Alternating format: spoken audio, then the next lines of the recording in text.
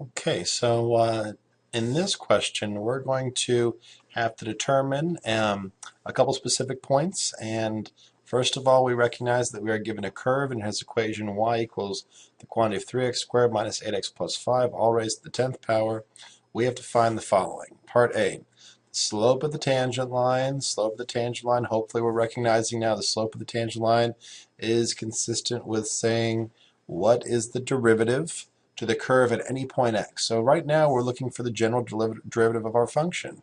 So if we have the original function y equals the quantity of 3x squared minus 8x plus 5 all to the 10th power, we're going to find this derivative by using the chain rule. Bring our value of 10 down as a coefficient, multiply it times our coefficient of 1. So we're going to have 10 times the quantity of 3x squared minus 8x plus 5 all to the 9th power. However, we're going to have to multiply times the derivative of the inside, being 6x minus 8. We can go ahead and factor out a value of 2. So we'll factor out the value of 2. 2 times 10 will give us 20 times 3x squared minus 8x plus 5 all to the 9th power. Now times quantity of 3x minus 4. Now times quantity of 3x minus 4. We factor this 2 out of here. 2 times 3 gives us 6x. 2 times negative 8, 2 times negative 4 gives us negative 8. But we factored this 2 out. And now we have a very simplified derivative. That is part A.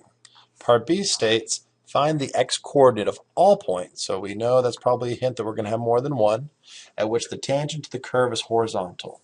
So let's just look at an example of when we would expect to see a horizontal tangent. I'll actually look at a couple examples. We'd expect to see a horizontal tangent. Here we go. So we have a couple examples here. Notice this first one, at this apex of this curve, at this max, notice if I were to draw a tangent line that intersects this point at one specific value, we recognize this slope would be equal to 0.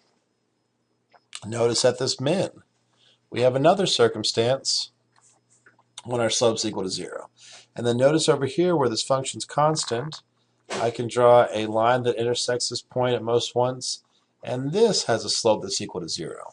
So in reality, what this question is asking us for in part B is that we want to find all critical points to which the derivative has a slope that is equal to 0.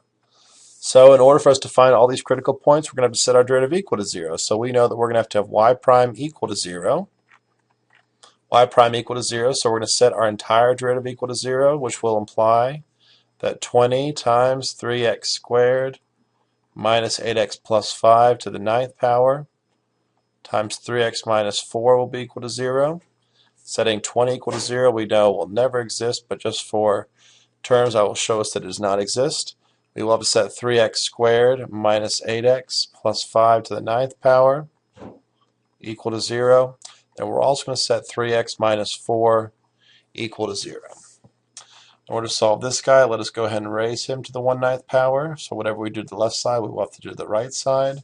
So this will give us 3x squared minus 8x plus 5 is equal to 0. So now in order for us to solve, we can go about solving two different ways. You may want to use the quadratic formula, which will be negative b plus or minus b squared minus 4ac all over 2a. That's an a.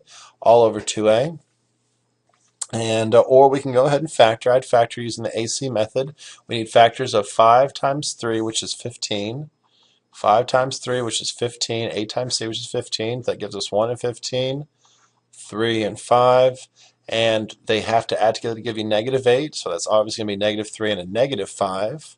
So we can substitute those values back in. So a 3x squared minus 3x minus 5x plus 5 is equal to 0. And there's so many different ways to factor this quadratic. I like to use the AC method. Now I'm going to group my two terms in the front. I'll group my two terms in the back. Pulling out the GCF here, I'm going to have a value of 3x. I'm left with x minus 1. Pulling out, what did I do there? Pulling out a negative 5. I'll be left with a value of x minus 1, still set equal to 0.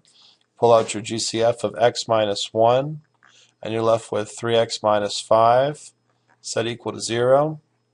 Now, since we're multiplying these two terms, we can go ahead and set them both equal to 0. So we get x equals to 1 and x equals to 5/3. So here is two specific points.